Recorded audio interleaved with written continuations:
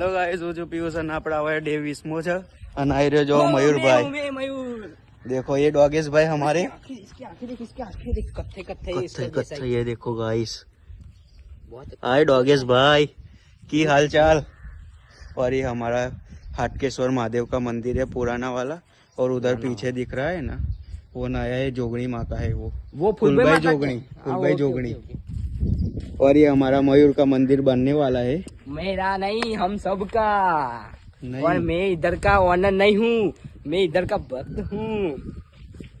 बच्चों तू मुझको मत दिखा, तू अपना वीडियो बनाना स्टार्ट कर। और ये उसका बाप है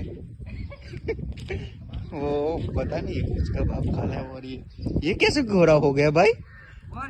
ये वो तेरे उसकी माँ उधर खड़ी है, देख वो गोरी। हाँ, ब्लैक एंड व्हाइट मतलब चॉकलेटी गाइस। इसकी आँखें यार चमक रही है ना। दिखाता हूँ मेरे को।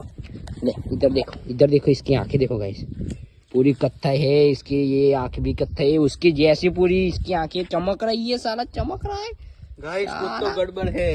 एसीपी दया नहीं, प्रतिमान। तो चलो मिलते अगले ब्लॉग में। तू तो गुजराती ब्लॉगर है। चलो अपना मल्ले बीजा ब्लॉग में गाइस। ओके।